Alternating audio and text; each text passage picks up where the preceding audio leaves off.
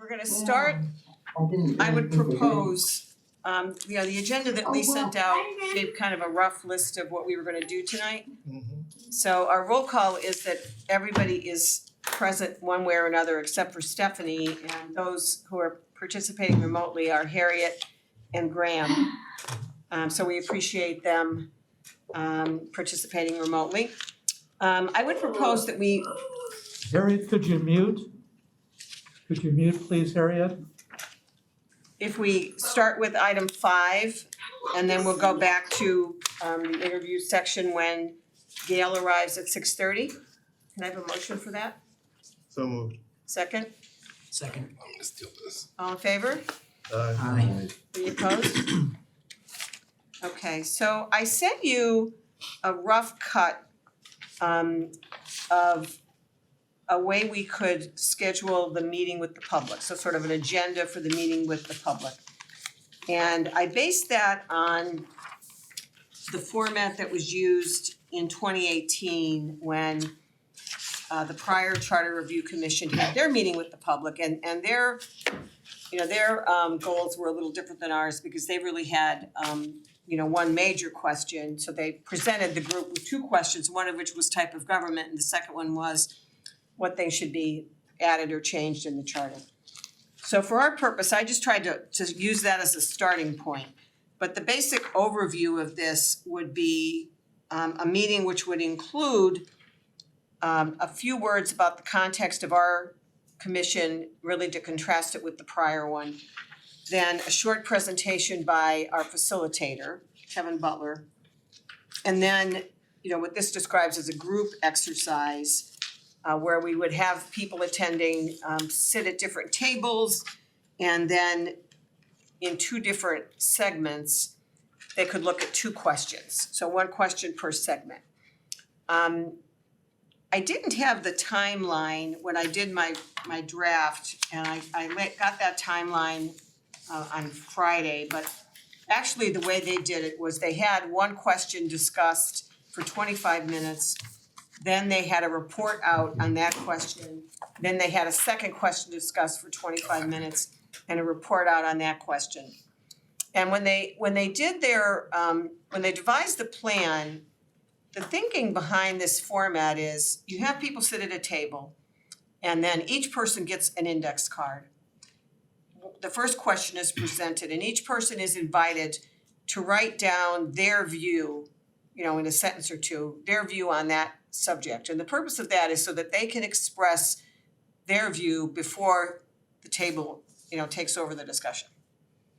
Then they have a discussion about it, and there's a reporter on each table who's going to report out to the group. But the index cards will be collected so that we will have the input of each individual person, not with a name assigned to it, but we'll see sort of how the group divided or coalesced on different issues. So you do all that, you have the report out, collect all the cards for the first issue, then you do the second issue. That's the premise behind it. So let me stop there for a second and ask what you think about that approach. I just want to say I participated in the last activities that were going on with 2017, 2019, and there was one that I participated. There was one meeting, I think it was related to that, and I attended, and it's pretty much what they did, what you describe here, and it seemed to work well. The deal was to keep people on time. That was a bit hard. That was a bit challenging. Sure. But as long as you have that in hand, it seemed to work well. I also want to say that to have to give them the question and then report out, and then 2 separate cycles. Okay, it seems like it might have some advantages. I think it's worth discussing because I don't think we discussed that when we've talked about the format. So that's just. Roland, what do you think? Yeah, I've done community meetings with a similar format. It works very well. You should do well with this. Okay, Jim? Oh, my only question is it, I mean, you can see it going either way, 6 of one, half dozen the other, is if each of the tables is an issue versus you sit at the tables and then you go through all the issues with that group. Like, what I've experienced is like, oh, people that are interested in ranked choice voting, go over here, like, and then they just discuss that topic. And then they would go among the tables or stay at the table if they wanna talk about it more, cause some people only care about certain things. That's the only other way I could see adjusting it that I've seen, but that's very issue focused.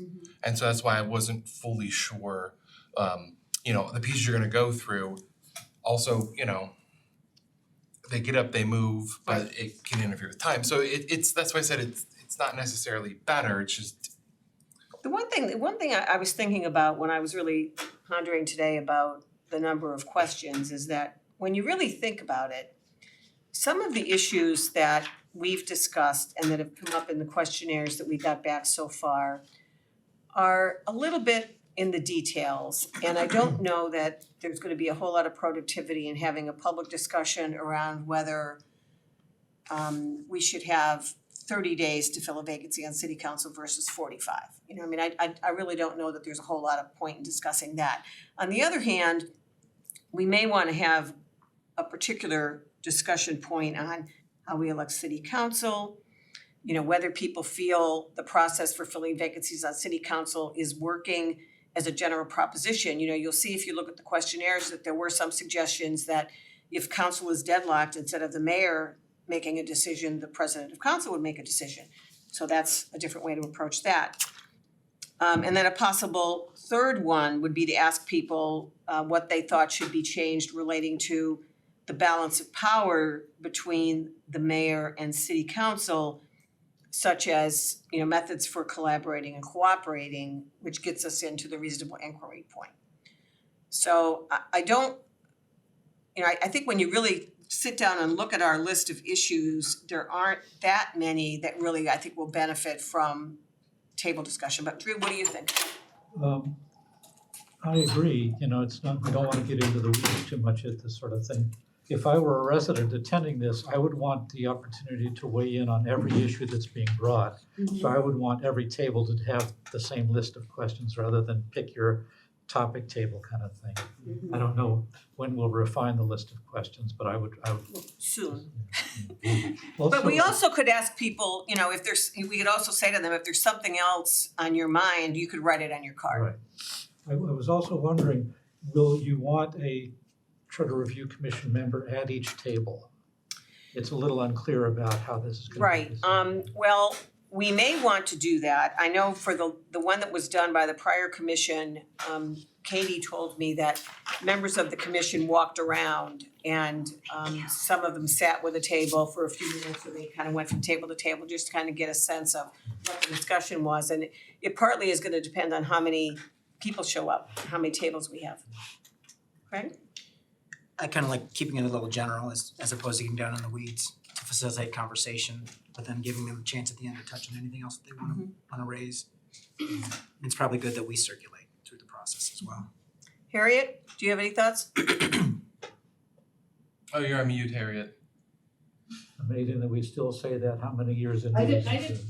didn't hear what the last person said, I couldn't catch that. I was just saying that I think it's, I agree with Drew that it's better to keep it at general conversations, general questions, as opposed to getting in the weeds for the breakout groups for the citizens and then Yeah, providing them an opportunity at the end to raise any other issues that they think we should address as we circulate, as the CRC members circulate the tables.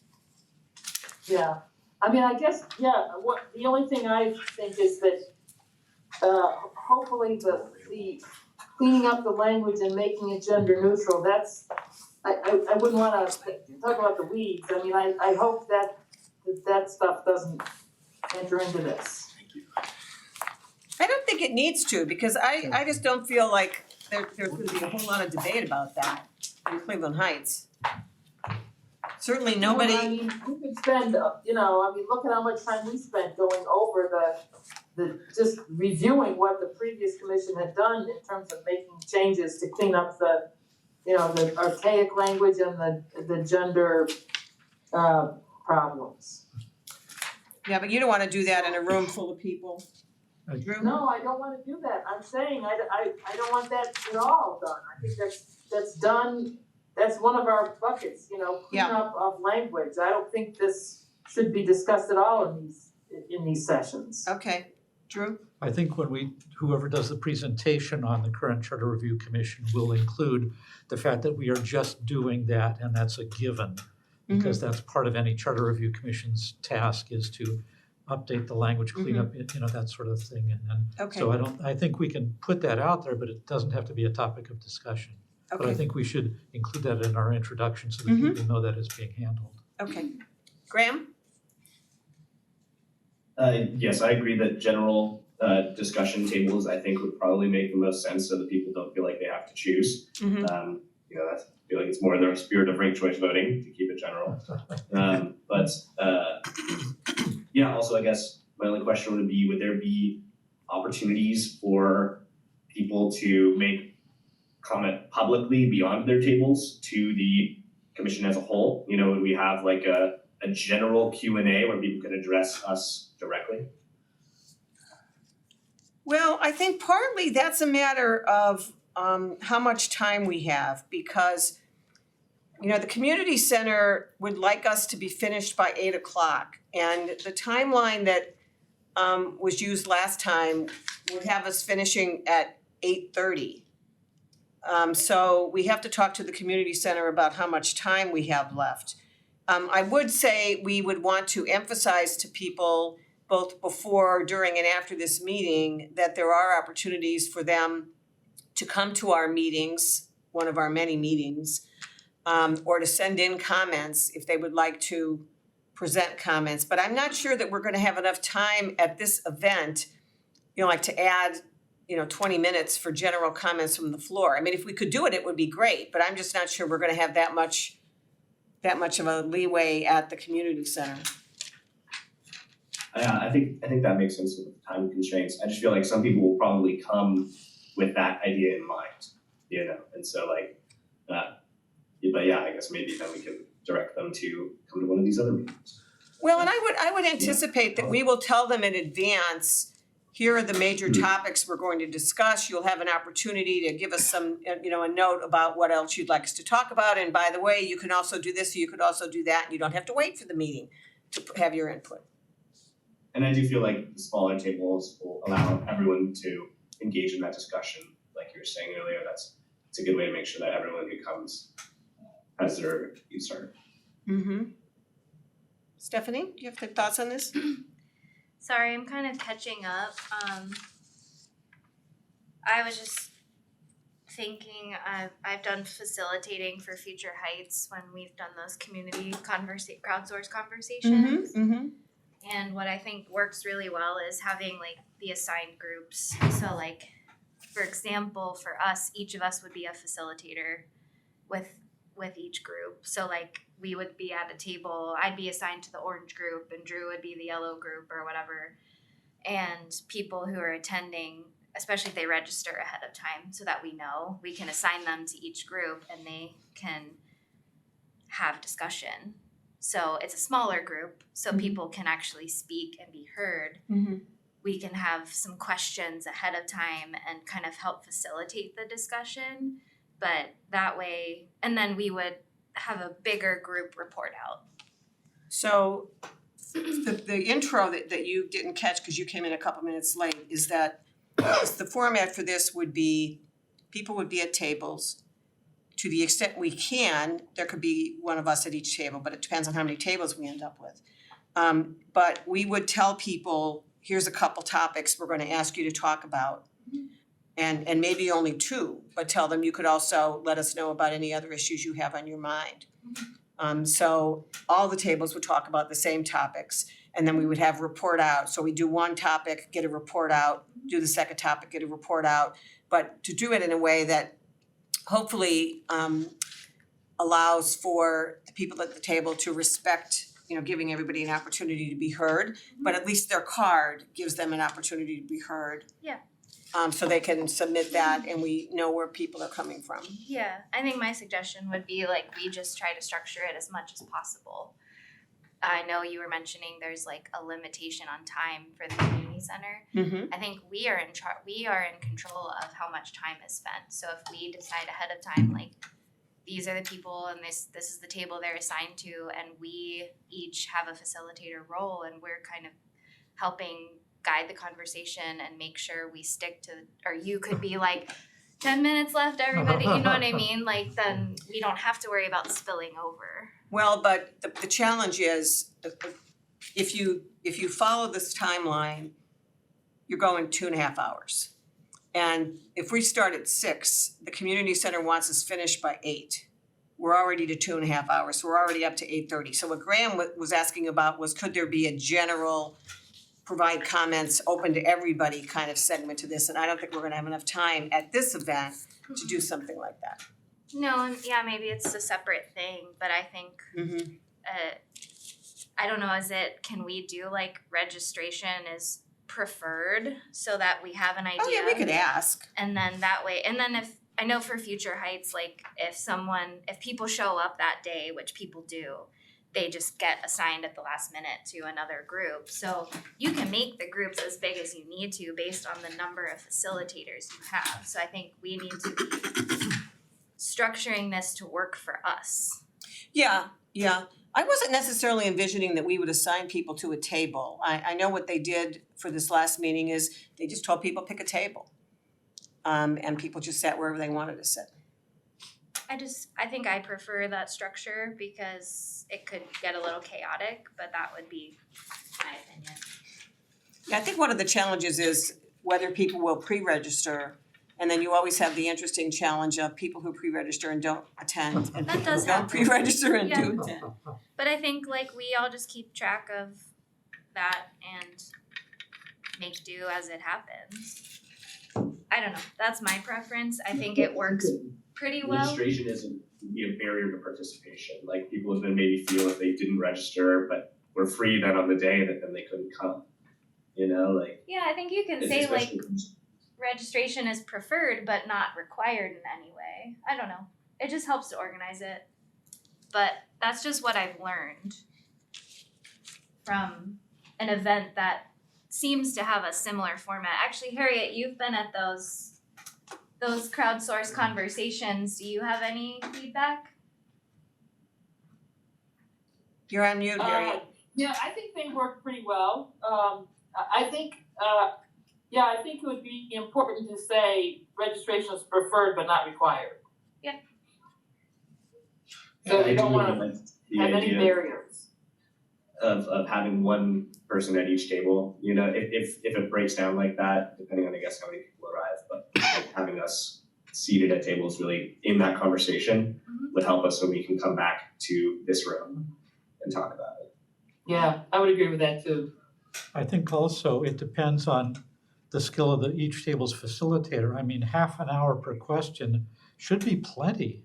I mean, if the conversation tends to just ramble, then the facilitator says, let's focus on this question, and I know it will ramble. So to me, half hour per question, maybe even 20 minutes depending on 10 minutes report out, that's an hour we've got there kind of thing. That gives us another hour to work with. I'm not saying we have to stick with that format, but I really think at each table, the facilitator needs to keep the discussion focused on the question so that we really get content rather than just kind of freewheeling.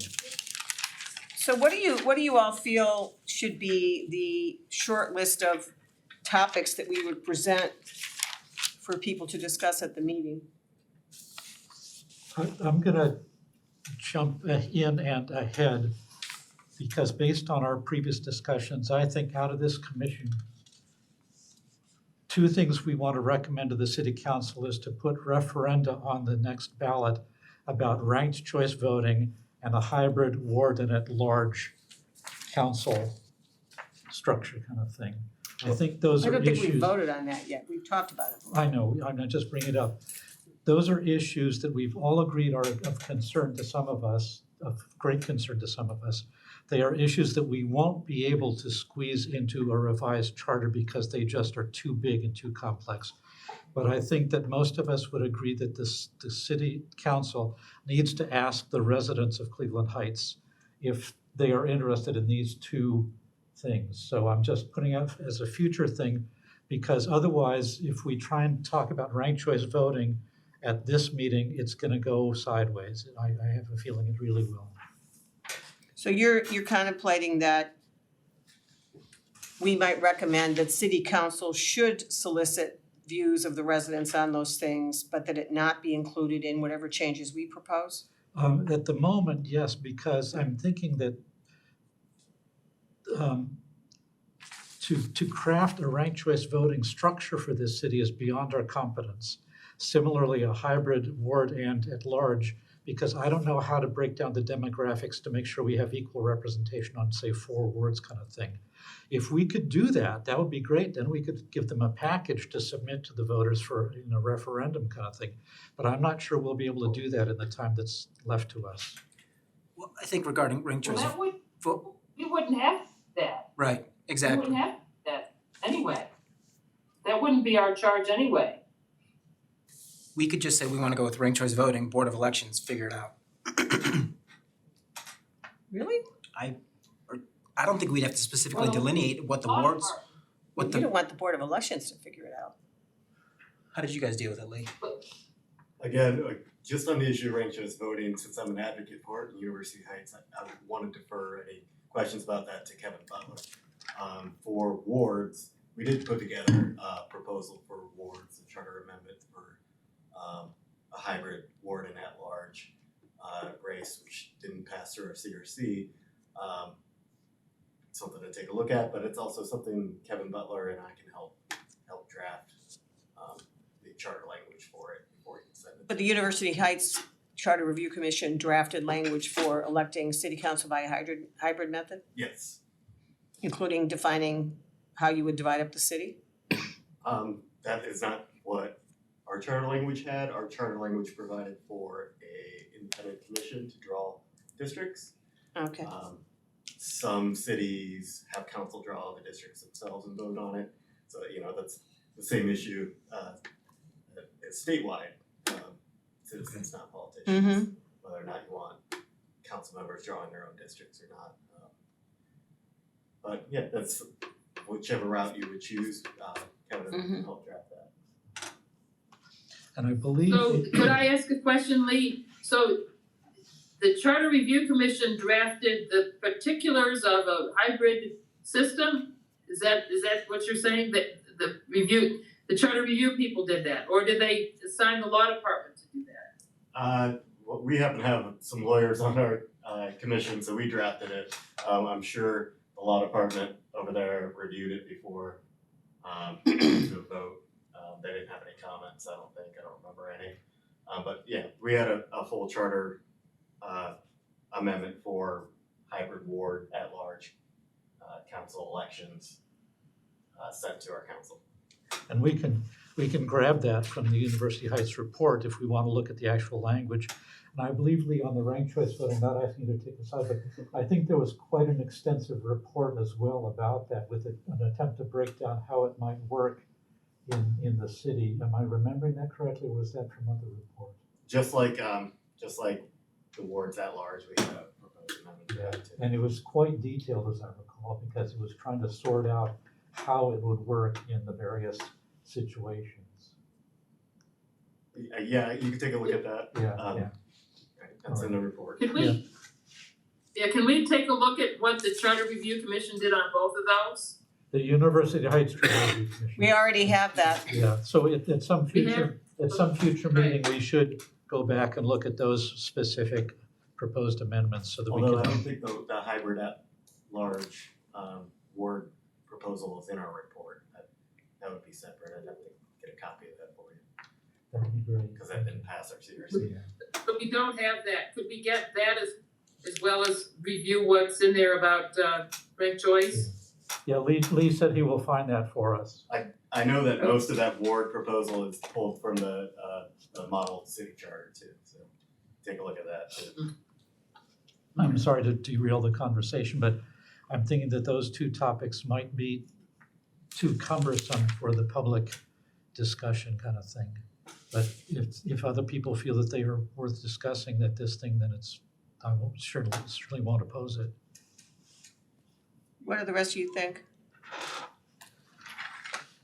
I'd like to consider what the other questions would be, so that we have that in mind as we reflect on whether or not the ranked choice voting in the ward organization was where it fits in the priorities. Well, the ones that I jotted down, and this was not giving it a whole lot of thought just off my head, one was how we elect city council, the second one was how we fill vacancies on city council, and that also applies to the mayor.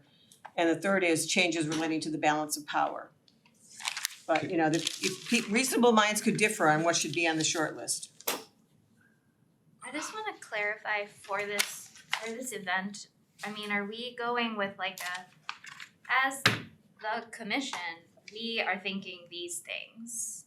What do you all think about these topics, or are we just like, tell us what you think should be, like what do you think this should be changed or this should be changed? Cause I think we can get into the weeds pretty quickly with public feedback, just in my experience of reading what's on Facebook groups, not that should be more a part of this, but I just think we need to be really cautious about how we approach it. I guess I just want clarification then on how are we asking the questions before I can say exactly what the questions might be about. I would think part of our introduction will be, this particular Charter Review Commission was appointed in large part because the change in the charter to go to a mayoral form of government because of constraints on initiatives was not a thorough revision of the charter. So a lot of our task is to revise the charter to reflect this new form of government. I think that's a good introduction without putting a thumb on the scales as far as, you know, that kind of thing. So then our hope for meeting with the public at this point is to say, here's what we're thinking. What are your thoughts on these subjects specifically? Or this is what we've been working on, what do you think? Well, as I said a few minutes ago, we've never taken a vote on the commission as to whether we think we should put forward either one of those, for example. You know, we've talked about topics that we wanted to consider, things we wanted to get input on, places where we wanted to get feedback from city officials, but we've never taken a vote that we think we should suggest this or that, and I think it may be premature right now to do it because we haven't gotten input. So to me, the meeting with the public is more about trying to get an understanding of, you know, to what extent is the public interested in these things? Cause that kind of helps us decide what we want to prioritize as well.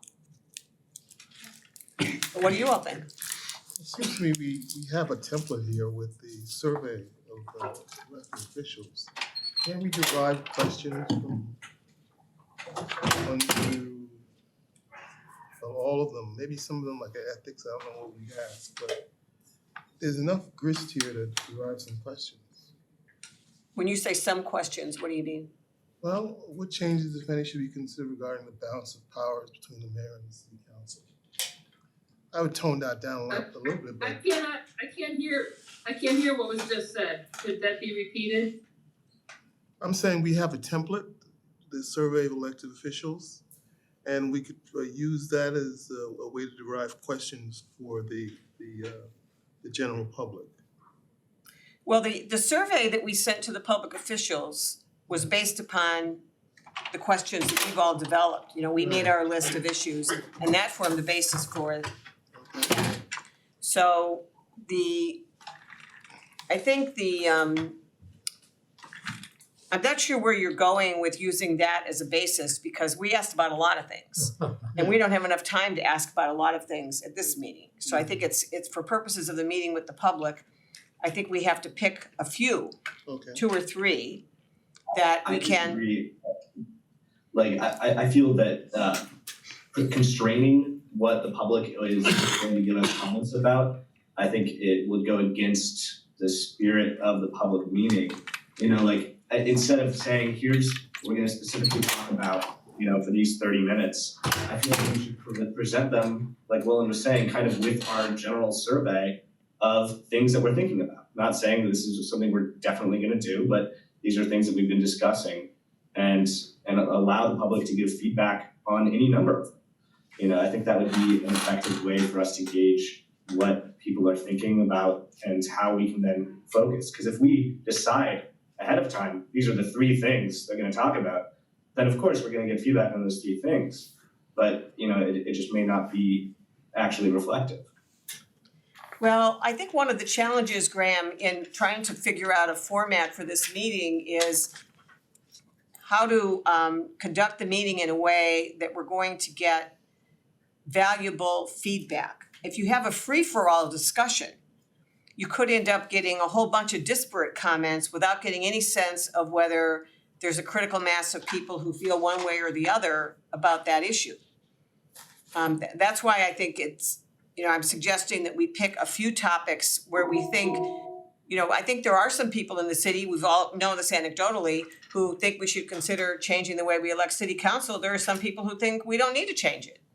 But I don't have a sense myself of how many people might feel one way or the other, how strongly people feel about it. Do they think it should be hybrid? You know, do they think it should be all by districts? I have no idea.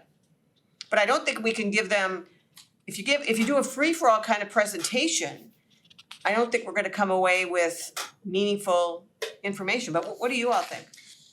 Well, Graham, I think that's why I'm kind of curious, like what is our what are we, so I'm reading like the purposes on this, I'm assuming it's like a draft for discussion, like, do we want to just, I think we need to hone in on what our purpose is for this specific public forum. Maybe there is a part 2, but how do, like, I agree we can't have a free-for-all. That's going to get, it's not going to be constructive. But I also don't want to completely limit either. But what is the answer then? And that's why I'm unclear about what the purpose for this one is. And I think we need to be on the same page about the purpose so that we can figure out the structure. So I thought I have, I guess, I'm not saying it's necessarily effective, but purpose-wise, what I was thinking is you have the first part, we've got education of the public. And then I was thinking, you know, I mean, it's standard format, but then you do a free-for-all. Open mic, you sit, they talk until they can't talk anymore with set limits. Then I would leave it up to the listeners to say, were there any themes or things to kind of come back to? Just because this is the first time they're touching it or swallowing it, it shifts from the group focus. It was just, when you were talking, I was thinking like okay, if you have me sit down and you give me a 101 on charters, how quickly can I talk about it? And can I talk about it then and there? So that's just my thought is like, okay, here's the opening and then now quickly give me all your thoughts and everything like that. Are we trying to create 2 meetings at once? So then Or we want a general and a deep dive? when I hear that, I'm thinking, okay, then that means this forum this is what Charter 101 is, just for lack of a better way to put it, and then tell us what you think, and we're just here to listen. No one's necessarily summing anything up, we're just here to get feedback. And then maybe part 2 is another forum where it is those individual groups, and now we have something more specific. I don't know. Well, we could alternatively do Charter 101 and that be brief, perhaps very brief, and then just a general overview by Linda of the things that we have, the things that the approaches we're taking, the things we're thinking about and are weighing, and you know, as an introduction to the small groups, we're really interested in your input. Nothing's been decided. It's important to us at this stage in our at this stage to get the input of the public. True. I'm thinking sort of a hybrid. We have the, you know, Charter 101 by the facilitator, whomever, and then we've brought a list of maybe 5 or 6 topics for discussion and say, due to time constraints, we might only get to 3 of these. So let's see a show of hands about which 3 were of your most interest for this group tonight, and also say, is there something we missed that you would like to put up here? And then we would have a show of hands. We would pick 3 topics for that particular evening and work with that. So that leaves it a little bit open-ended. We would hear from the people who attended what their interests are. We would allow them to add to the list if necessary, and then from that list, we would pick 2 or 3 topics based on their votes kind of thing, and then move on from there. So that's kind of a little bit of both. Okay. Gail's waiting outside. Is she supposed to be here 6:30? I'm sorry, what time is Gail supposed to start? 6:30. Okay, she's waiting. So we probably wanna break this off for now and we'll talk to Gail and then we'll come back to this discussion when we finish with Gail. Is that okay? Absolutely.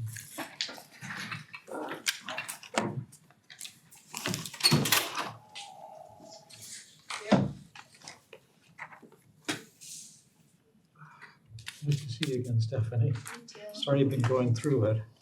Yes, Yeah. through it. Thank you. Having a child in the ER is just unreal. I know. We made it. Hello. She's okay. everybody. Hey. Welcome.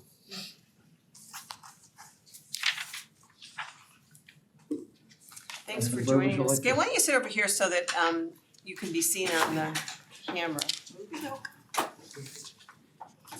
We appreciate you coming to visit with us tonight. Why don't we go around the table and introduce ourselves in case Gail doesn't know everybody here. Guy, do you wanna start? I'm Guy Thelian, and I live in Cleveland Heights. I'm Roland Anglin, I live in Cleveland Heights. Nice to meet you, Roland. I'm Stephanie Morris. I live in the Roxborough neighborhood. Nice to meet you, Stephanie. Yeah, me too. Graham, I'm Graham Ball, I live on Bradford. Hi, Graham. Harriet, Hi, I'm Harriet Applegate, I live on Crest. Hi, Harriet. my name's Jonathan Yeah. Ciesla. I live Coventry Scarborough. Okay, thank you. I'm Drew Herzig. Graham and I are Bradford roadies, so you know where we live. Nice to meet you. It's Nice to see you again, Gail. Greg Kluge, I live in Stillman. Hi, Gail. Nice to see you again. Nice to see you again. Hi, Gail. Nice to see you. And you know Lee back here, I assume. Maybe not, I'm assistant law director at Lee Cormac. Oh, it's nice to meet you. I've seen you in housing court, I think. Mhm. All right, not because you were there to be. So the purpose for our inviting you to come talk to us tonight is because we're considering what we would eventually propose in the way of charter changes. And one of our due diligence exercises is to talk with our elected officials, all the people on city council, the mayor, some former officials, to get their thoughts about what we should focus on, what they think needs attention in the charter, so that it'll help us to kind of crystallize our thinking, get some different points of view on issues, and then try to distill into whatever we may decide to recommend, because we're in early stages of conceptualization. So why don't we begin by asking you what you think are the most important, 2 or 3 things that we should consider adjusting in the charter, whether it's adding, subtracting, changing. And we did get your survey return, so thank you very much for taking the time on that. So we already have a general idea of what you're concerned. Yeah, it was very, very thorough, I thought, so. And I told Linda I couldn't sit down and do it at one sitting, so I stretched it out. For me, inquiry is a really big deal, Mm-hmm. how it's defined, because it's a very gray area in the charter. Mhm. I also, I'd like you to consider the hybrid districts, possibly wards with a few extra or at-large people. And I was a little confused about the discrimination policy in the charter. I really couldn't find a solid statement to that effect, but there must be something in there. Well, I don't think there is a non-discrimination statement in the charter now. So the question is whether there should be one, or whether it's something that is better left to resolution or ordinance Okay. as opposed to being in the charter. We looked at the University Heights Charter revision and they implemented one, and I believe Lee, you said that got the most votes from the public when it went on the ballot. Yes, Yeah. that passed with the most. So and their text is really nice and inclusive, and it includes caste and a number of other things. So some of us have been saying, we believe it should be in the charter because that's sort of like all people are created equal in the Declaration, that sort of thing. So that's why we think, I should say, at least I certainly feel that that's charter language rather than by ordinance. DEI is so important in every decision that we're making in council right now, in terms of forming our commissions and boards and committees, and it comes up often, so it's like, if we're talking about it often in council, shouldn't we have some formative language in the charter? And the question about putting it in the charter really is, what's really the impact of putting it in the charter? That it's not sort of an enforceable concept, it's not, Right. it's a statement.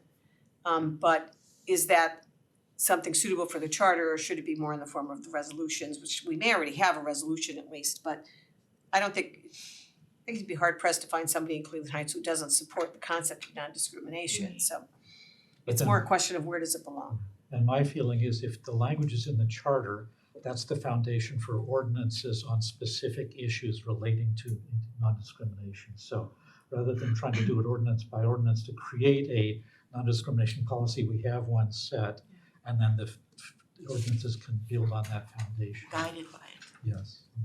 So those are my three. Okay, so in terms of this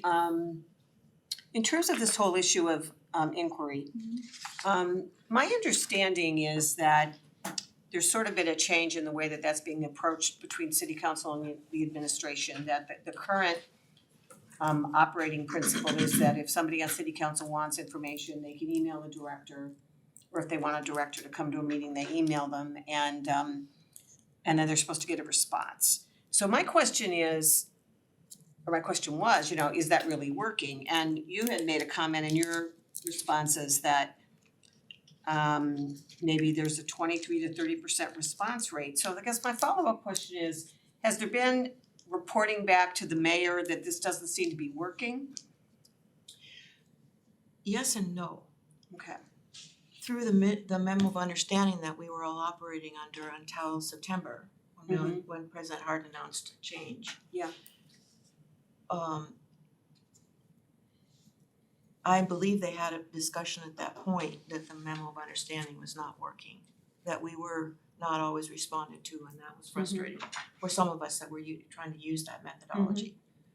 And then in September, President Hart told us that you may now, being council, could email a director on the first line, but we always have to CC the mayor. So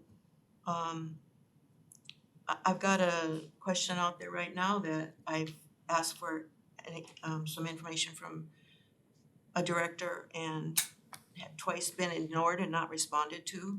Both times they went to the mayor.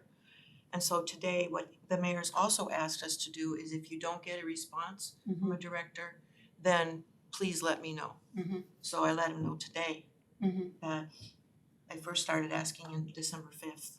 They still don't have a response. So that's what I mean by yes and no. He got the generality that it wasn't working in September, and that's why they changed it. And now this particular process is not guaranteeing that we get a response. I would be happy to have somebody tell me, no, you can't have that information. Cause an answer is an answer.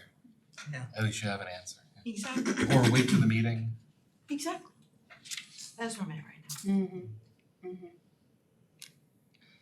Well, I think one of the challenges we've discussed a little bit in our thinking about this is, is it something that belongs in the charter, or is it something that really belongs in an ordinance? So, I think our general philosophy, the general philosophy for the charter as it's been explained to us is that it should not be terribly granular.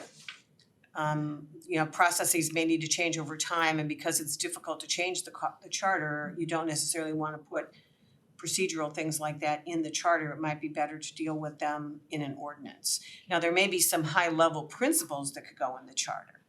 So what I'm interested in is whether you've given any thought to sort of the high-level principle as opposed to granular stuff like who's keeping track of responses going in and responses coming out, or even something as simple as what we just talked about, if a council member makes an inquiry for information, that they get a response. I mean, just saying that we have the right to inquiry doesn't necessarily mean that we get a response to that inquiry. And that's just professional etiquette as far as I'm concerned, so I don't know how you word that. I mean, it's a general response and not, it doesn't involve specifics about who's tracking it or not. Well, can I ask a question? My hope in talking to you tonight was just to hear what you think is a good way to do it. I mean, what would work? And because I don't have any experience with what you've been doing with the executive offices and all this. But one thing that occurs to me is the idea of establishing, and it might be appropriate in the charter, accountability for responses to questions from council. It's a very simple thing. Yeah. Who ultimately is responsible? Who's accountable for a response being given? Now, it shouldn't, obviously to me, it would be the mayor. I mean, for me, it's obvious. It would be the mayor, ultimately. If they can't get his staff or her staff to respond, it's the mayor's job to go down and say, do your job. You know what I mean? So to me, it's like, would that be something which you would think would be a help? Yes. And would you recommend it? And do you think in the context of your work, again, I'm ignorant, I'm not pretending I don't know this, what goes on in this, but would that be effective? I've met Mayor Sarin, I've talked to Mayor Sarin. He seems like the kind of person who could understand this kind of conversation, right? I mean, and the answer may be, as you say, we can't share that information, and here's the reasons why we can't share that information. I don't know what it would be, but at least there'd be an accountability. It's very clear whose it is. If it's not been, if it's not being done, it becomes very public. You know what I mean? It's in the charter. It's not being done. Yada yada yada. So my understanding from what you were saying is that essentially is happening to an extent where Mayor Sarin said, hey, if you don't hear, Yes. let me know. Yeah. And then he is trying to take care of it. But what I'm hearing is that the time that passes is actually what's problematic. Yes. Okay. It's very inefficient in terms of my time if I don't get a response, because I'm tracking it. Right. A week later, I'll say, did I get a response, and I go back. Yeah. So that is to me cumbersome, and it's And I just, think it's partly, it's like right now, we're kind of talking like a black box. It's like inquiries are going in and we don't know what happens in there and nothing's coming back out. did I go into spam? I know what you mean. It's like, and social media also reflects that, not from city councilors, but from residents who are saying, I didn't get blah, blah, blah kind of thing. So one of our intentions is to interview Mayor Sarin, who is conferring with his department heads on feedback for this. And I think that's an important question, is what's going on the other side of that iron curtain, so that we'll know, are there issues there that need to be resolved? And would the mayor be helped if there were charter language along those lines or not? So it's definitely an issue, and we're all trying to figure out where to put what language to deal with it, for sure. Because you're certainly not alone. And I know the mayor is not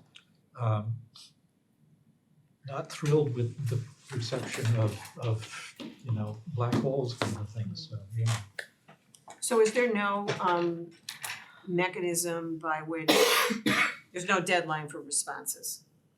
Well, in the memo of understanding, there was 7 business days. I know, but that's not in effect anymore. Not in effect anymore, so I treat it the same way. I give that particular, I hold it in my email, my inbox. And if it's not responded to in 7 days, then I go back. I send it one more time to the same people, and also include the president of council. And then after that second 7-day period, it goes to the mayor, which is what I did today. But I'm curious about the lack of record keeping, because just like the Mayor's Action Center, where I understand one of the rationales for that is that inquiries from the public would go into the Action Center and somebody would be keeping track of whether people get a response and how long it takes for them to get a response. So having the data, to me, is a helpful marker in being able to say, well, 9 requests have been sent in and none of them have been responded to, or half of them have been responded to.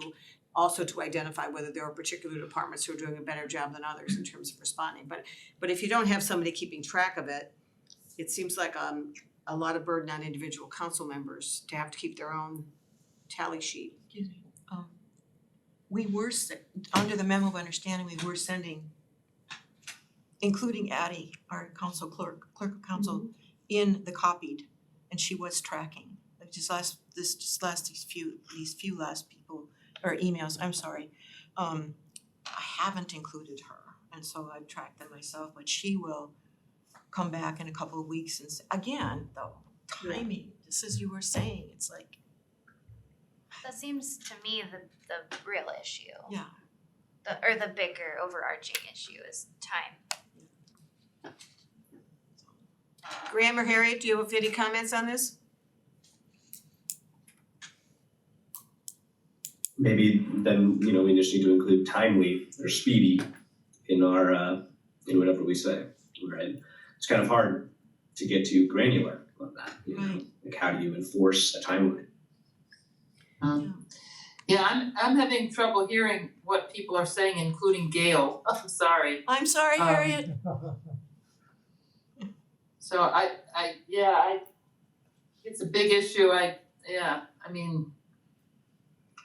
There've been we've had three different regimes on this. The first one which resulted in this memo of understanding, and then apparently this changed just now this week, and certainly the first two phases did not work at all, and it sounds like this third phase isn't working either, so I just think it's a real conundrum.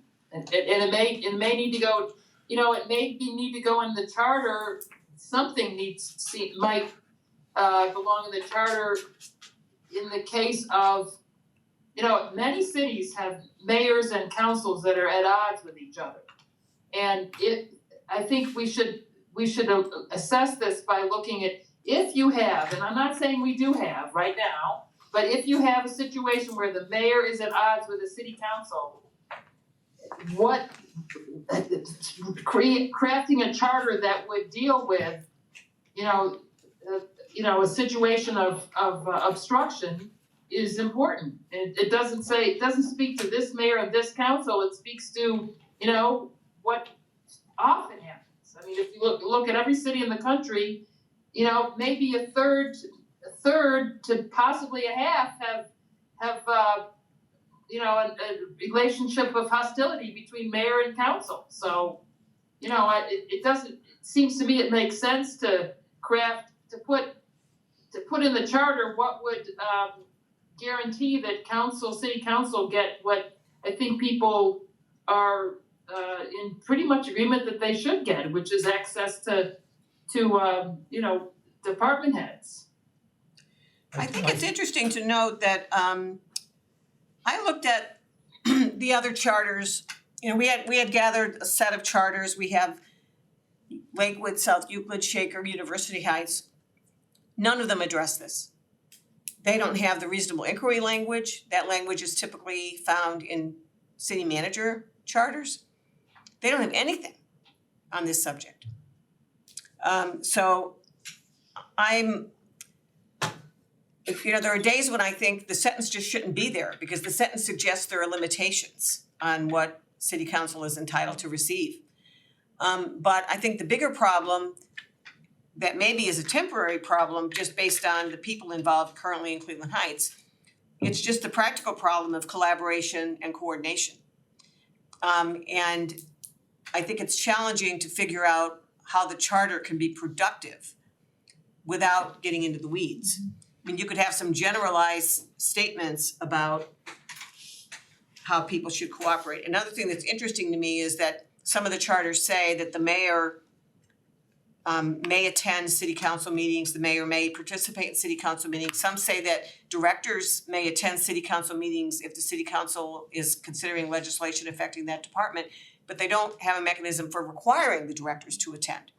So, there's some things you could do on a high level about saying that directors have to attend upon request. But you also have to be mindful of situations where, that could be abused, and you don't wanna have city council people saying, well, I need to have this person come to my committee meeting, but there really isn't a pressing reason why the person needs to be there for 2 hours for a committee meeting. So there's a little bit of tension here. And I'm having a hard time figuring out what the right way is to address it, or how to come up with a practical solution that isn't too much in the weeds to belong in a charter. As we're charged with writing legislation, I find it from a professional standpoint would be so much better for me as an individual council person if I could email a director and say, would you be available, which is what I do, I don't say, I don't ask, I ask them if they're available, to come to my meeting. And one of the good things that did come out of the memo of understanding is we were required to state specifically why. And on my meetings, I've structured it time-wise so that I can have the director speak first or be in discussion. But I ran into an issue where I wanted to work further on a piece of legislation which shall remain nameless at the moment. And the information wasn't there for me, and so I stopped. And then I did get a chance to talk to Mayor Sarin about it later, but it would be really a collaborative environment, which is really what I seek. To be able to get information, even if I could just call a director and say, I would like to speak to you for 20 minutes, may I come speak to you, what's a good time? Yeah, I'm not gonna barge into their office, right. Because that would not be appropriate, but if I But was you don't have a protocol in place now where you're allowed to do that? Gail, the commissions or whatever that you're talking about that you're on, are they created by ordinance? Yes, Okay. like the transportation, environmental Alright. sustainability, yes. I'm wondering if in the ordinance language, if there wouldn't be something about chair of this commission has the right to request the present, something like that, to give you some language in ordinance so that you have that kind of thing, because it makes perfect sense to me. But right now, we're kind of falling between two stools because it's not in the charter and it's not in the ordinance, so it's sort of like, who's in charge here? How do you word that diplomatically, Drew, so that Okay, can I make a suggestion? collaborative? I think the more general topic here is transparency, right? And transparency is not unique to the city of Cleveland Heights. I mean, transparency is everywhere. And the need for transparency. And it might be that, I think maybe not while you're here because we only have so much time with you, but one of the things that we as a commission might discuss is the whole idea of having a principle of information transparency or transparency in the charter that says this is the way we operate. We're transparent, we collaborate, yada yada. You know what I mean?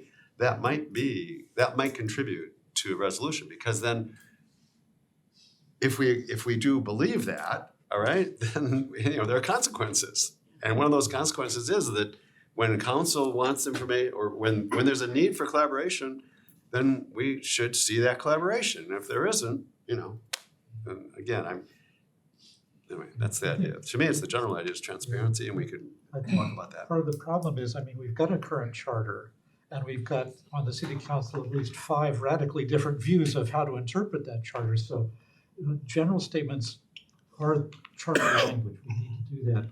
But we need to figure out a way, maybe not in the charter, but as part of our report to the city council, suggestions about how are we going to implement whatever language is in the charter, whether it's through language in ordinances or something like that, because it seems to me that the council is begging us, not you particularly, but it's like, in a sense, begging us to say, how are we supposed to function with whatever charter you give us, considering our current state of, disarray. So I think we have to be kind of playing, I hate this 3-dimensional chess and saying, this is the charter language we're looking at. This is how we hope that council will be able to use it to get where they need to be as far as transparency and communication kind of thing. I'm sorry to go on so long about this, but I think what Gail is telling us is there's a lack of connective tissue. Let's put it that way. Well, Stephanie? and I think in addition to transparency, it's more just communication. That's an error of, or a different forms of communication, maybe a lack of clarity on both sides. But again, I don't think we can dictate certain rules and how people are professional or not. Because unfortunately, some people aren't, and some people don't respond quickly, or I don't know. So I think as an act of clear communication on our part as well, being the commission, the Charter Review Commission, we can do our best to communicate clearly within the document. But that in and of itself becomes very transparent too. So I just think, to me, transparency and communication are those overarching themes that we should be paying attention to as we look through the charter. And I think what Harriet's, I'd like to ask Gail to answer the question that she wasn't able to answer two speakers ago. She was asked a direct question she was about to answer. I'd like to hear that answer. What was the question? Well, I think it was, and what her experience is, and is she receiving, when she calls a department head, or is she able to call a department head? Is she able to say, can I come and talk to you for 20 minutes? Are you able to do that currently? No, I'm not. Are these restrictions even-handed? I suspect they're not, To your knowledge, yeah. Can to you, my knowledge, yeah. what do you mean by even-handed? Well, I have the impression that some people do get their calls returned, some people do talk to directors. Oh, I see, even-handed among the council members. City council members. Okay, Yeah. thank you.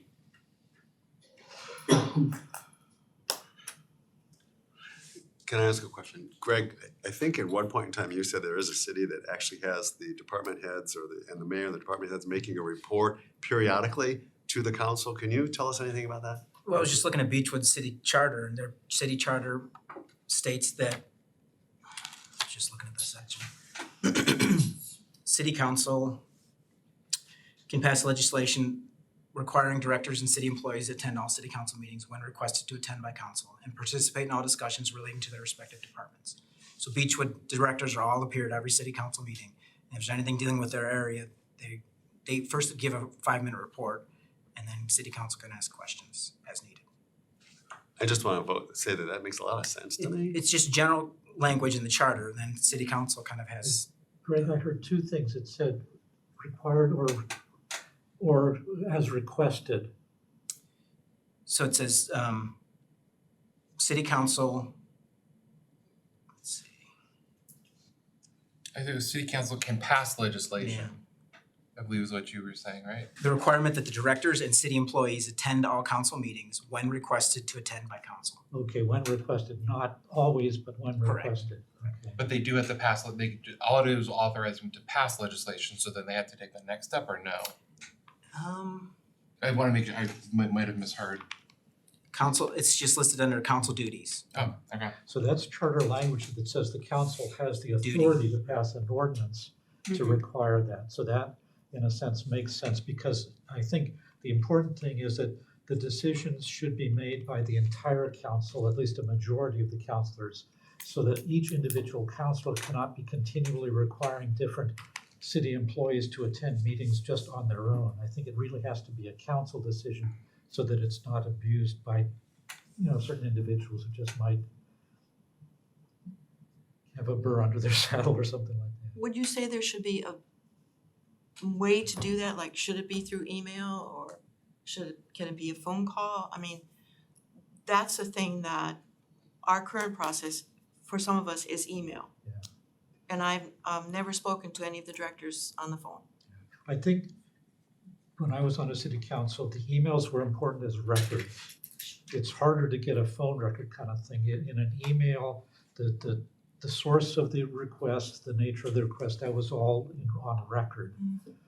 What we also had was, after that had gone through, and this was a city manager from the government, after the city manager signed off on it, then phone conversations could take place because it was just more efficient kind of thing. But it's, again, the initial, because of the requirement of a record about a contact between the two branches of government, if that makes sense. Absolutely. How much more time do we have? Well, maybe 5 minutes, because we started a little bit late. Did you have something you wanted to cover? No, I was just making sure we maximize, cause we've only talked about one issue. Well, I want to make sure Gail appreciate your time, and we can stay with you as long as far as I'm concerned. I want to make sure that anything that's come up in this conversation or that you feel we didn't get to. Well, I do need to get home, but I am very pleased that you're looking at, and it sounds like you were charged to look at the 2019 recommendations. We went through the whole thing. Because those have a lot of information, a lot of wording in there that to me seemed like they made a lot of sense to make the charter stronger. So I wanted to reiterate that to you, that I'm happy to see that happening. I thought more about my answer on the charter review timing. I think it has to happen more often than 20 years. Yeah, Okay. I think it needs to be more like a 10-year, like it is right now, you be left the same. So much, especially in this current environment, changes in 20 years, that's just too long.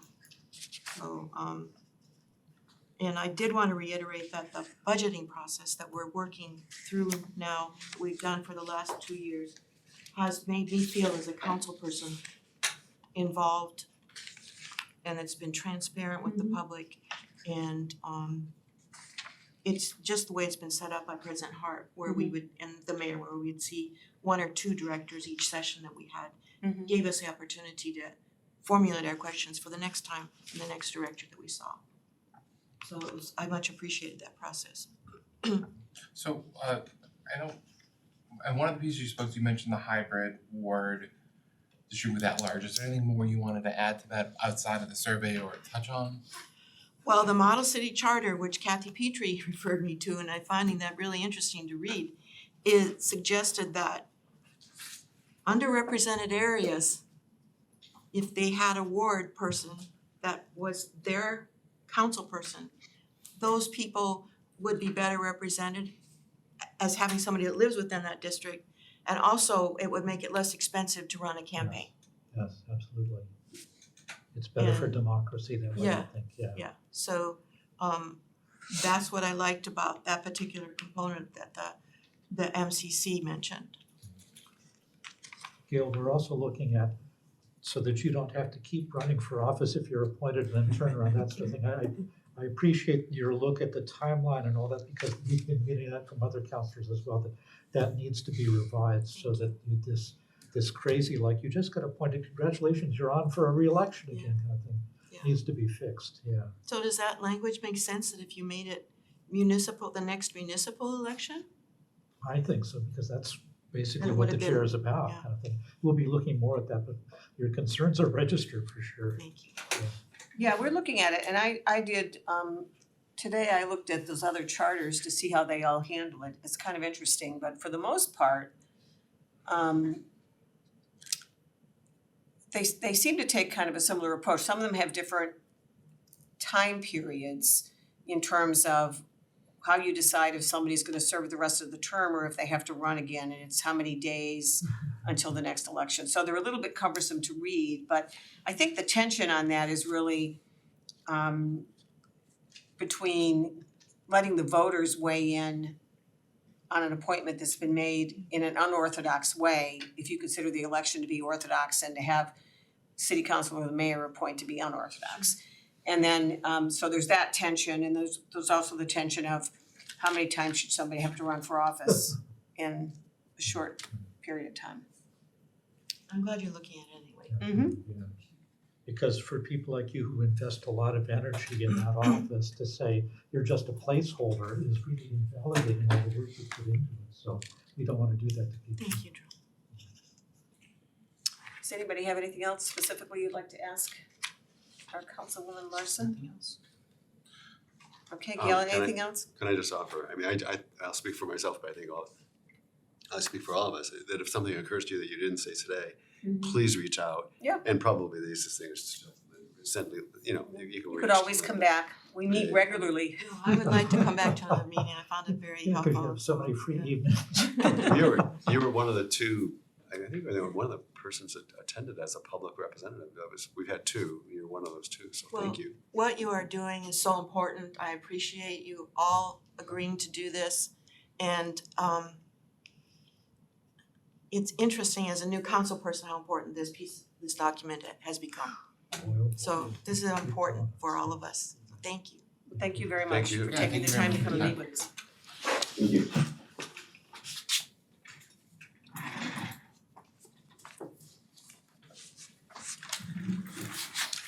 New Year, everybody. Thank you, you too. Drive carefully.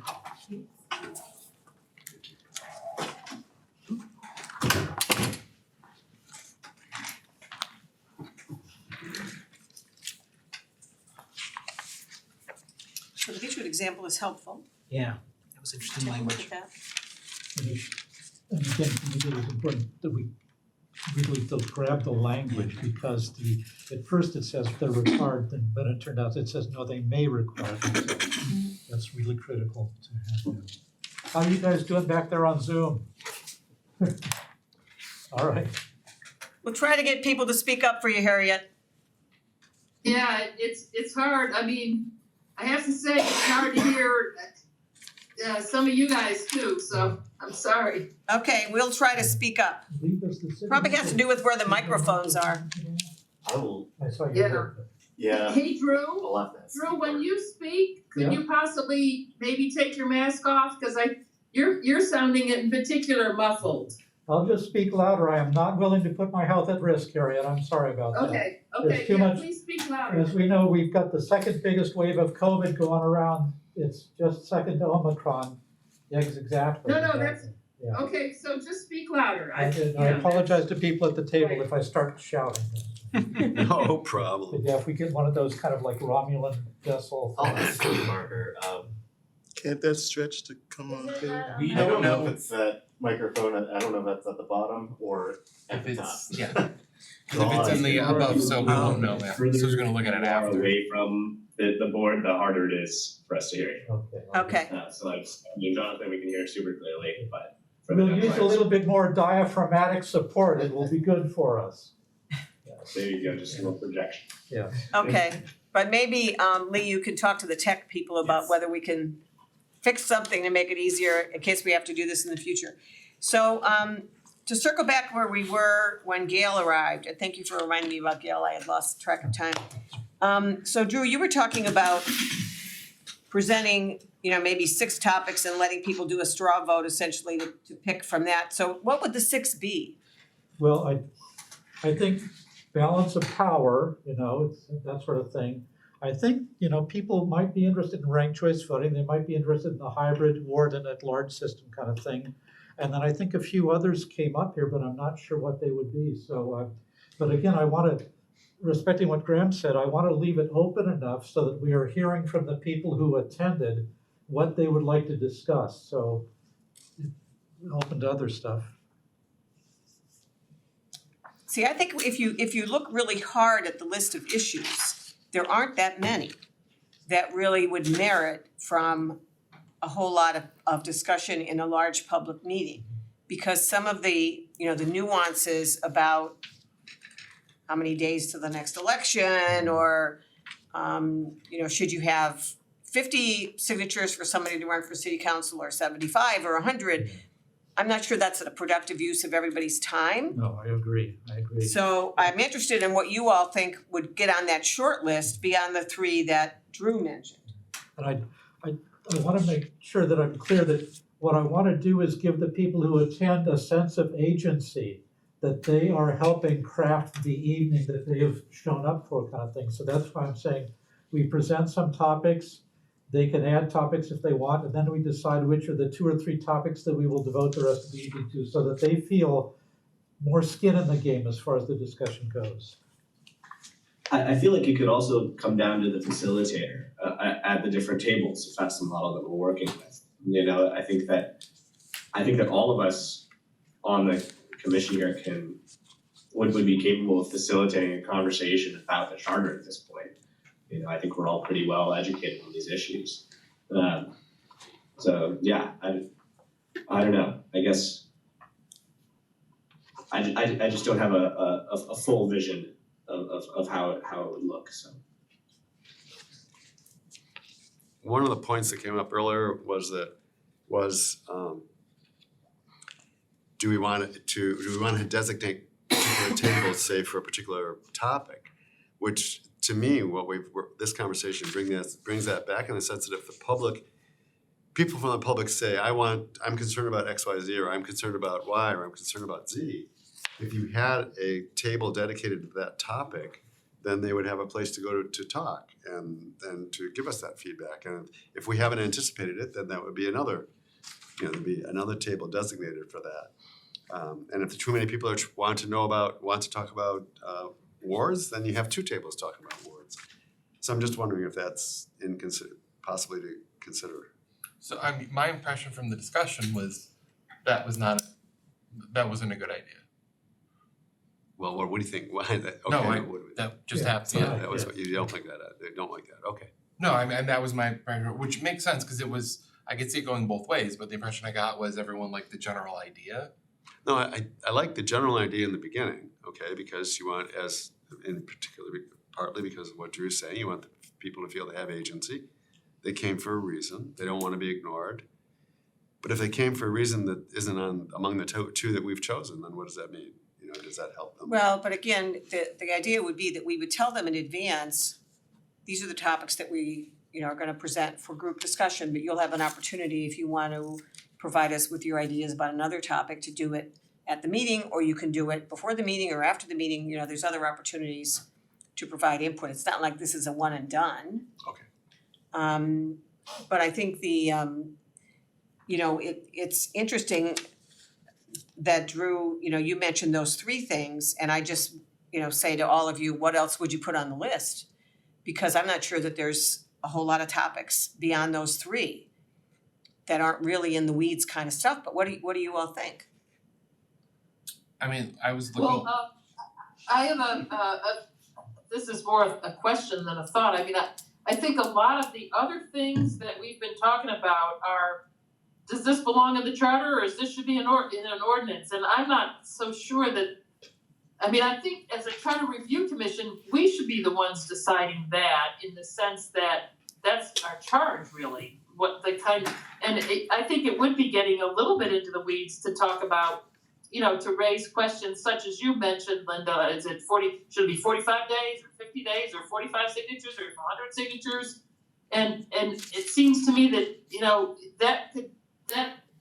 if you ask people, if you open up something that people don't care that much about in a public forum, you're still gonna get people who weigh in, just like we do in our meetings, So I think if we might wanna think of things that really are the kinds of things that we should be, concerning ourselves with. Obviously, and not opening them up. I keep going back to the gender neutrality language and throwing out archaic language which nobody understands. And then even some of these things, these deadlines, 45 days, 45 signatures, or 75. I think that's really up to us to figure that stuff out. That's why they called us together. So I just assume, eliminate those things that we would, you get into the weeds about them, and there's no people who might not feel strongly are going to weigh in and say something that they're not that committed to. So if I might, I feel like those three subjects that you mentioned. I feel like those would probably be the most relevant. so if we just look quickly at what we've heard, I didn't know that Melody Hart had replied. I didn't look at her reply at all. Well, it came this afternoon. Oh, came this afternoon, okay. But if I go over the four people whose information I did look at, the things that come out are another thing would be ethics. Are people concerned about ethics? Do we feel that's something we want to ask the public about? Can you hear me, Harriet? Yes. Okay, all right.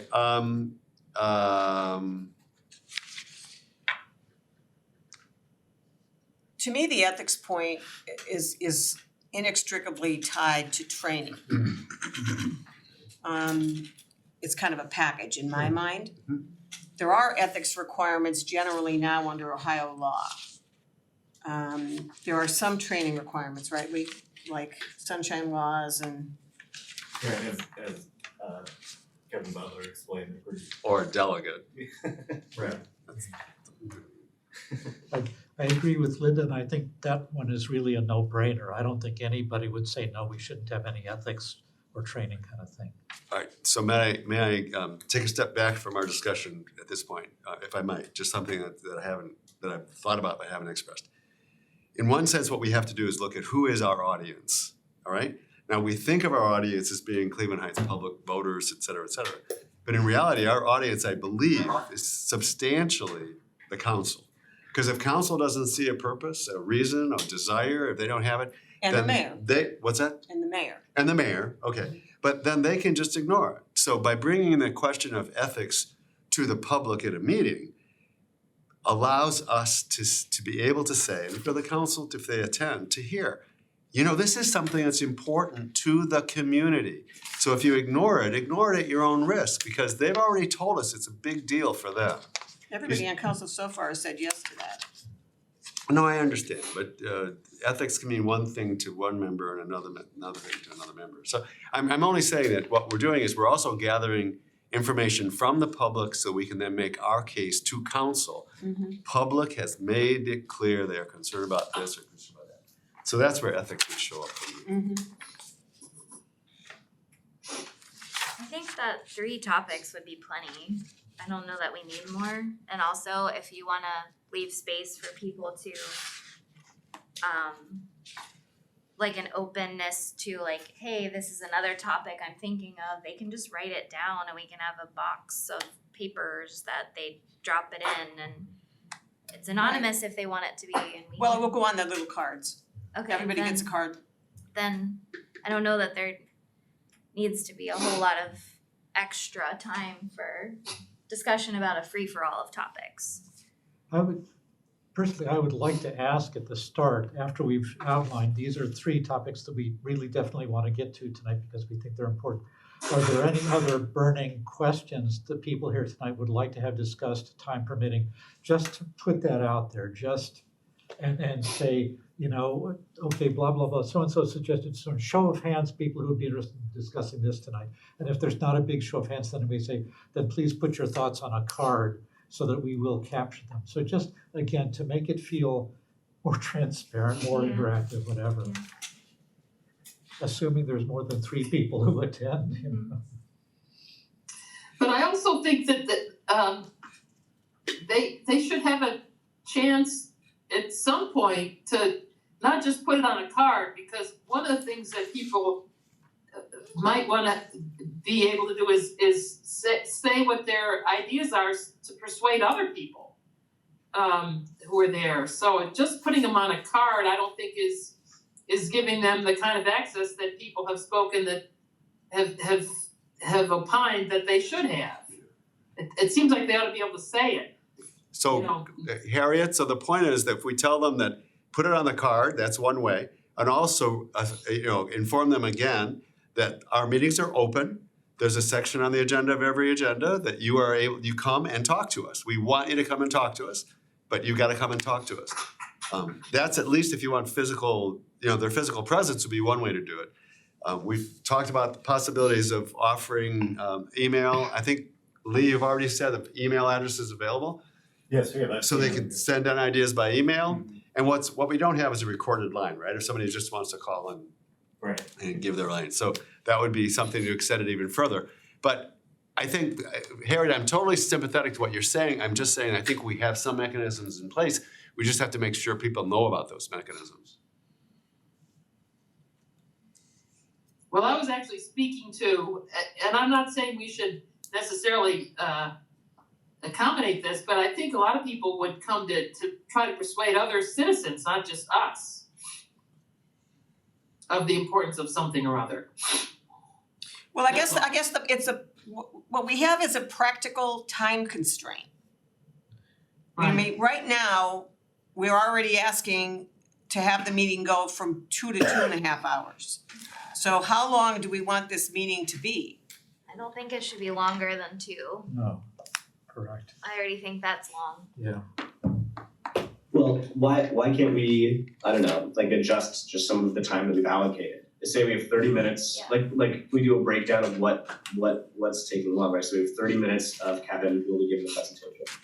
And then is it like an hour and a half of the table discussions? It's 25 minutes, in the prototype that we had, it was 25 minutes for an issue and then 15 minutes for the report out. So one person from each table summarizes the view at that table. Again, I think Okay. This will really depend on attendance and also the facilitator. I mean, some facilitators, you may get your table through the discussion of a particular topic in 10 or 15 minutes. And then you could just, report back saying, we're done, kind of thing. So there are any number of ways to move it along, and we'll just have to be in the moment when we're there.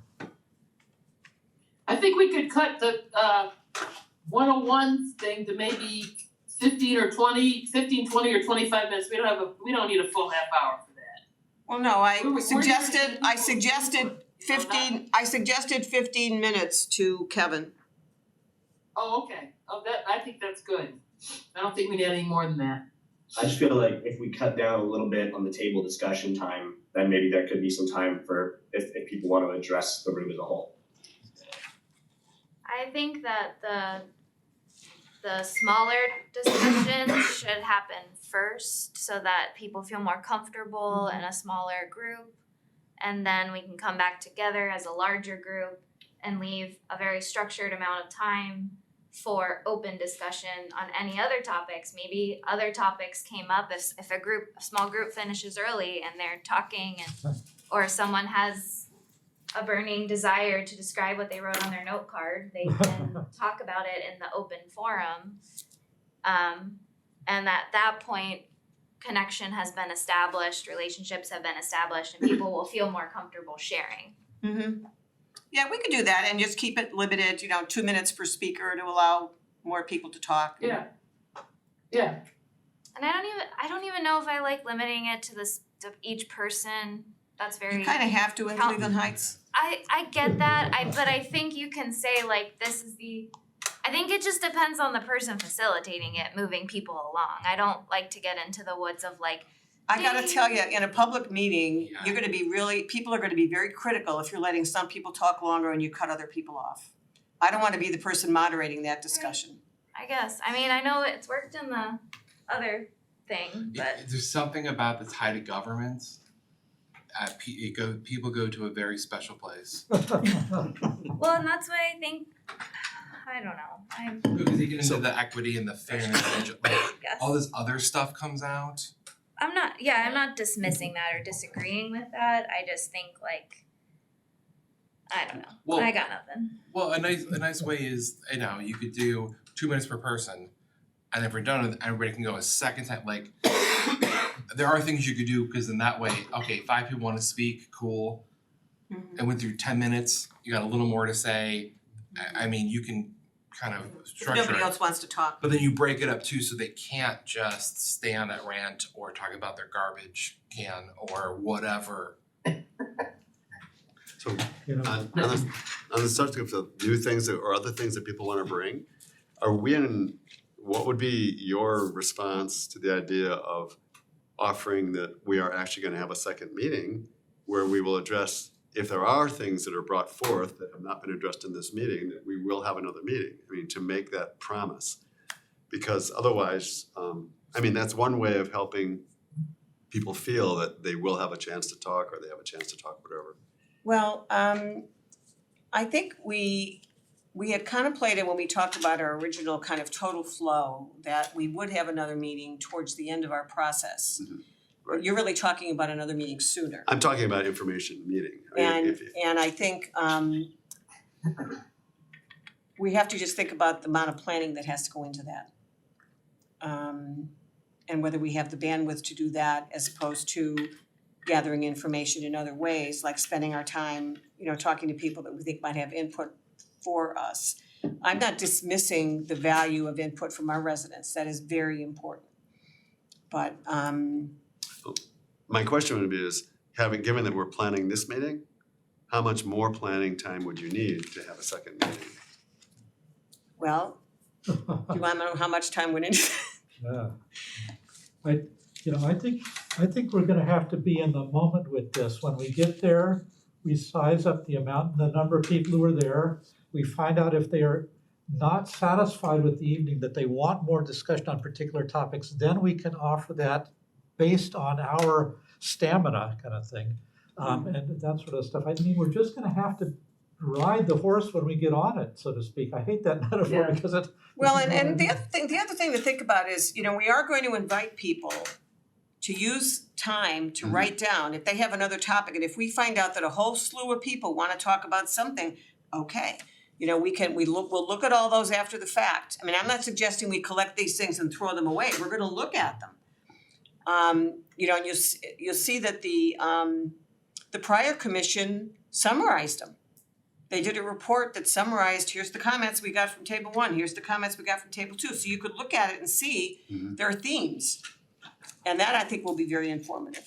And we could evaluate whether we need to have a deeper dive or a dive in a different pool. Okay, so the question, But I do like Drew's suggestion, if 250 people show up at this meeting, which I'm not expecting to happen, and everybody's all charged up about things, I think, we should look at this organically and, if there's a ton of interest, more interest than we anticipate, then I think we could very well decide that evening, or we should allow ourselves to be able to decide that evening that, okay, that we haven't been able to even scratch the surface of all your concerns, we'll schedule another meeting and, within the month. I think, just allowing for that, if there's lots more citizen interest and enthusiasm and whatever than we are anticipating, I think we should be able to tell them that night, okay, this is a lot for 2 hours, we'll do another one within a month. I'm not, At least we should be I don't prepared to be able to say that. I don't agree with that. I mean, I think we can say we'll take things into consideration and figure out how to move forward. I don't think we're obligated to give them an answer like that. It's just my opinion. And I agree with Stephanie, cause all of our meetings have to be open to the public, so Right, they can come to the meeting. They can submit things, like we just discussed how we have all these open forms of communication. I don't think that's our obligation, but Speaking of that, Lee, could you remind us, what are the open meeting requirements for these sessions that we're planning? Are they gonna be recorded, filmed, or not? I don't know that they're gonna have the ability to film it. They filmed the last one. Okay, then I will figure that out. I just think- Individual tables, that would be hard to record what's going on. True. Those. I don't think you could really record those, but Right. Did they just have a camera on the open space as a I'm, conversation? I'd have to go back and look and Yeah. see, I will too. maybe it was the very first meeting where they had an overview and yeah, they had we'll go back and check on that.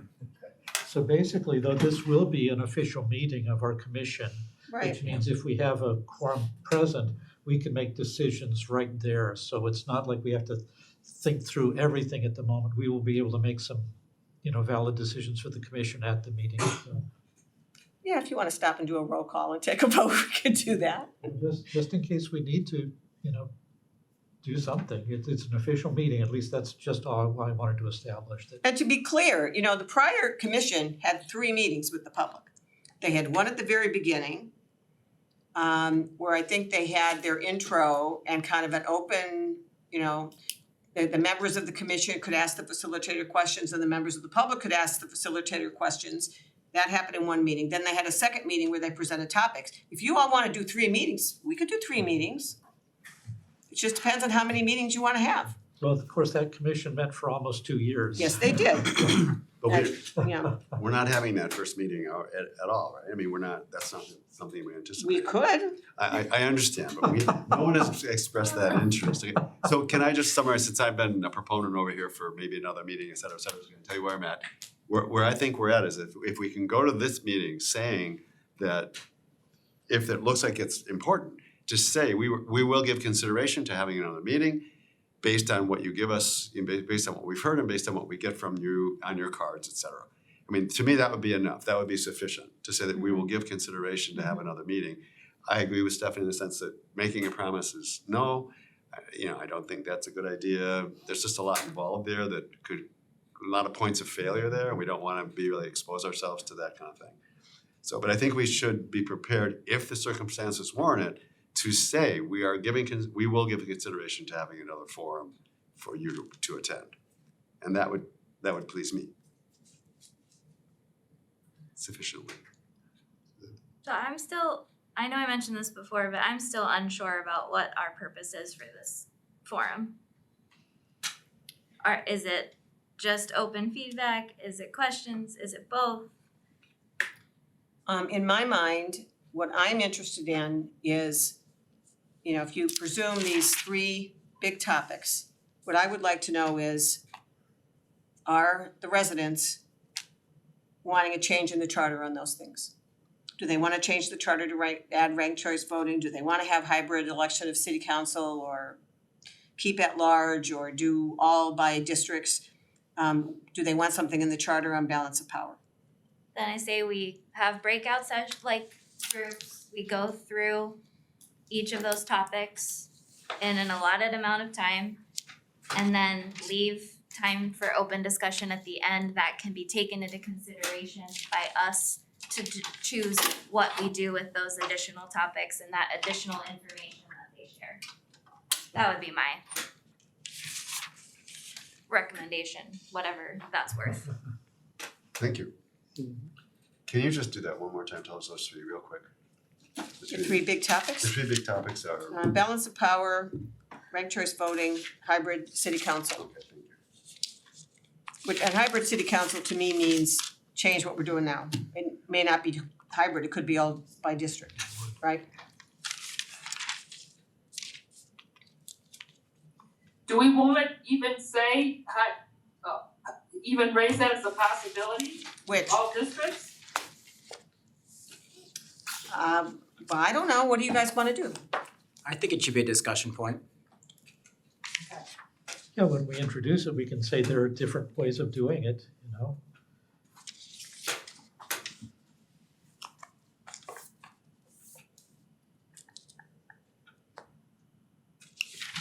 I mean, it's up to us whether we think we wanna propose a particular change. We haven't had a vote on that yet, we can plan to have a vote on that whenever you want. We might wanna hear from the rest of the city council people and the mayor first, but Well, if the model charter indicates that this is a good thing because it allows benefit to the community, et cetera. And that is a pretty strong argument to say it should at least be considered something other than at large for everybody. So, I think I mentioned that the people who have talked to me about this commission have said, one thing I hope you will look at is that hybrid form of government, so that it's more democratic. If some people can run citywide, some people don't have the funding or the time or whatever, and they would rather represent there, a particular ward, and that makes sense. okay. Any other thoughts about the public meeting? I prepared a save the date graphic thingy and sent it to Lee, sent it to Mike Thomas, and told him if the city had a different graphic they would prefer to use, I was open to that, but I just wanted to have a graphic. I didn't just wanna have some words, I wanted something that would catch people's eye. I'm not the best graphic designer on the planet, but I am free. So hopefully we'll get, and he said they could present something in a week or so, is that? I don't remember, Get what he I know said. they're going He's got to some be- other things being advertised, so he said we could have advertising as well. And Greg for the Future Heights. Yeah, thank you for grabbing the deadlines on that, appreciate it. Yeah, and I can submit something to Future Heights. Yeah, just an something article. short, just let people know we're gonna have a public meeting. Doesn't have to be 2 pages, just. What is the CRC's email address? Cause I'd like to include that as well, saying if you have. It's just CRC and Cleveland Heights, all spelled out, .gov. Yeah, and you can remind people that our meeting schedule is posted so they can feel free to join us at our meetings if they're interested. And I tried to get a hold of the community center. I don't know how to, apparently. So Do you need, I can. should I just talk to the? Do they have a calendar is what we wanna know? Yeah, they have a calendar. Yeah, but I thought we were curious, like, will they put up flyers or this or that? And calling them, I got stuck in a telephone loop and I gave up. Okay. But I was wondering, should I talk to the Department of Rec or should I try calling them again? There's a person in Or we can the talk. department to Okay. to at least email. Perfect. That would be great. It's not the city councilors who fall into the black hole of, No, we fell into the black hole over emails. yes, Yeah. I mean, Jonathan, I missed the whole, what was you searched information on what? community center last. Community center, okay, fine. Last meeting was how do they Yeah. advertise the event? Right, Is the calendar published? Is it only online? Yeah. Some of those, because Right. sure, they throw in the online one, are they gonna put up flyers? Do we need to just what's involved? Yeah, 'Cause we can also- make a flyer out of my graphic Yes, yeah, and put it on, We go around taping flyers and then wait till we're, we could, no, but we could post it at the community center or post it at City Hall or, unless they're already going to, in which case then it's like, Yeah. okay, cool. No, it- yeah. Yeah, And this might sound like a weird idea, but actually if I had something in a 8.5 by 11, I would be happy to run around town and put them up at grocery stores and coffee shops. there you go. Can we get Okay. copies made, Lee? I'm retired now. I mean, Woo! can CRC have like a Facebook page or something and like advertise it? but the city does. yeah. Or They yeah, they can Yeah, they can share put it it on then. their Yeah. social media. I think Yeah. Mike Thomas agreed that we could have some posts on social media. Yeah, And I know for the Future Heights conversations, like we did just print them out and you stop in Phoenix and get your coffee and hang up a flyer. Yeah. Stuff like that. okay. So I'm gonna put down the GE will post flyers all over town. I will. I've done that before, for other things. But I do have, before the meeting adjourns, I do have to ask, I don't know if anybody's seen what I sent out. Just wanna know if it's of any value, because if it's I of think value, we don't it's- have to bother with it. I If think it it is, is. I haven't had a chance. No I problem. No think it's helpful. expectation, okay. I think it's helpful. I think it Alright. is. So far, we have these 4 plus, we did get Melody Hearts in today. And I know Jim is working on his and the mayor is working on his. I haven't heard back from Janine Boyd or Anthony Maddox, but I will follow up again with them. Excellent, thank you very much. Who's tomorrow? Craig Cobb and Tony Kudo, Okay, in that order, starting at 6. okay, cause I actually will be here tomorrow. Turns out classes start next Okay. week. Okay, terrific. And the doodle poll has its own time frame, obviously, so we'll just. Well, but- Stephanie was gonna look at the doodle poll and then we'll be able to pick a Alright. date for our But, second standing meeting. What I was saying is that the noon to 2 should be read as 6 to 8. Yeah, I don't know what the problem is with that, cause I did change it. I Yeah. specifically changed it Yeah, it before I came sent through it out. once and then it flipped back to 0. I don't know what's And going on I with that. updated my responses, cause originally that was just Yeah, no, I well- was like, I can't meet in the middle Yeah, of the day, who are you people? Well, I would never ask you to do that. It's weird. I'm just waiting on my teaching schedule for this semester because I'm like co-teaching, so it's up to like the other professor to. Did you guys vote to adjourn? Do we have to? Yeah. Wait, I need a motion to adjourn, I move to adjourn. second, I'll second. thank you. All in favor? Aye. Aye. Any opposed? All right, we're adjourning at 7:45.